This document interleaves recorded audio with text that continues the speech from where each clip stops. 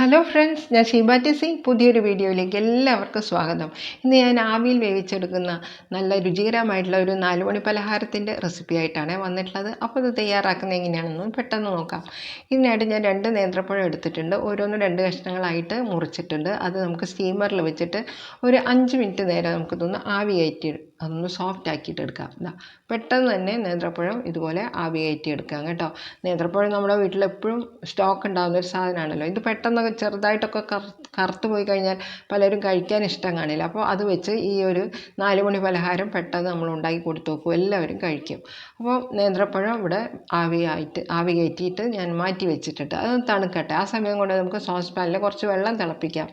ഞാനിവിടെ 1.5 കപ്പ് വെള്ളമാണ് ഒഴിച്ചു കൊടുത്തിട്ടുള്ളത്. അതിലേക്ക് ഞാൻ പാകത്തിന് ഉപ്പിട്ട് കൊടുത്തിട്ടുണ്ട്. ഒരു 1/4 കപ്പ് ചെറിയ തേങ്ങയും കൂടെ ഇട്ടിട്ട് അത് തിളപ്പിക്കുന്നുണ്ട്. അതേസമയം നമുക്കൊരു പാത്രത്തിൽ 1 കപ്പ് അരിപ്പൊടി, നമ്മൾ ഇടിയപ്പത്തിനൊക്കെ എടുക്കുന്ന വറുത്ത അരിപ്പൊടിയാണ് എടുത്തിട്ടുള്ളത്. അതിലേക്ക് നമ്മൾ തിളപ്പിച്ച ആ 1.5 കപ്പ് വെള്ളം ഉണ്ടല്ലോ, അതിൽ നിന്നിൻ്റെ പകുതി ആദ്യം നമുക്ക് ഒഴിച്ചു കൊടുക്കാം. അപ്പോൾ 1 കപ്പ് അരിപ്പൊടിക്ക് 1.5 കപ്പ് വെള്ളം എന്ന കണക്കിനാണ് ഞാൻ എടുത്തിട്ടുള്ളത്. അപ്പോൾ അതിൻ്റെ പകുതി ആദ്യം ഞാൻ ഒഴിച്ചിട്ട് ഇതുപോലെ നന്നായിട്ടൊന്ന് ഇളക്കി കൊടുത്തിട്ടുണ്ട്. ഇനി ബാക്കി കുറച്ചും കൂടെ അതിലേക്ക് ഞാൻ ഒഴിച്ചു കൊടുത്തിട്ടുണ്ട്. കുറച്ച് ബാക്കിയുണ്ട് കേട്ടോ. അപ്പോൾ അതോടെ ഒഴിച്ചു കൊടുത്തിട്ട് നമുക്ക് നന്നായിട്ടൊന്ന് ഇളക്കി കൊടുക്കാം.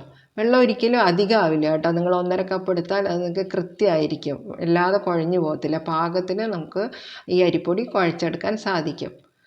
ഇനി നമുക്ക് ആ ബാക്കിയുള്ള ആ വെള്ളവും കൂടെ ഒഴിച്ചു കൊടുത്തിട്ടുണ്ട്. അപ്പം മുഴുവനായിട്ടും ആ 1.5 കപ്പ് വെള്ളം ഞാൻ ഇതിലേക്ക് ഒഴിച്ചു കൊടുത്തിട്ടുണ്ട്. ഇനി ഇത് നല്ല ചൂടാണ്, അതുകൊണ്ട് നമുക്ക് കൈവച്ച് കുഴയ്ക്കാൻ കുറച്ച് പ്രയാസമാണ്. അതുകൊണ്ട് നമുക്കിതൊന്ന് തണുക്കാനായിട്ട് ഒന്ന് മാറ്റി വയ്ക്കാം കുറച്ച് നേരം. ആ സമയം കൊണ്ട് നമുക്ക് നേന്ത്രപ്പഴം തണുത്ത് വന്നിട്ടുണ്ട്. അതിൻ്റെ തൊലിയെല്ലാം കളഞ്ഞ് നമുക്കത് മിക്സിയുടെ ജാറിലിട്ടിട്ട് ഇത് ഫൈനായിട്ടൊന്ന് അരച്ചെടുക്കണം. അരച്ചെടുക്കുമ്പോൾ നിങ്ങൾ കുറച്ച് വെള്ളം മാത്രം ചേർക്കുക. ഒരു 1-2 ടീസ്പൂൺ വെള്ളം മാത്രം ചേർത്തിട്ട് ഇതുപോലെ ഒരു തിക്ക് ബാറ്ററായിട്ട് വേണം നേന്ത്രപ്പഴം അരച്ചെടുക്കാൻ. ഇതുപോലെ അരച്ചെടുത്ത് കൊണ്ടുവന്നിട്ടുണ്ട്. ഇനി നമുക്കത് നമ്മൾ കുഴച്ച് വെച്ച അരിപ്പൊടിയിലേക്ക് ചേർത്ത് കൊടുക്കാം.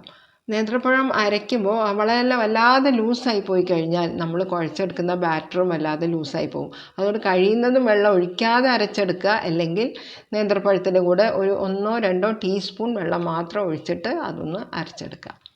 ഇപ്പോൾ ഞാൻ അരച്ചെടുത്ത നേന്ത്രപ്പഴം ഞാൻ അതിലേക്ക് മുഴുവനായിട്ടും ചേർത്ത് കൊടുത്തിട്ടുണ്ട്.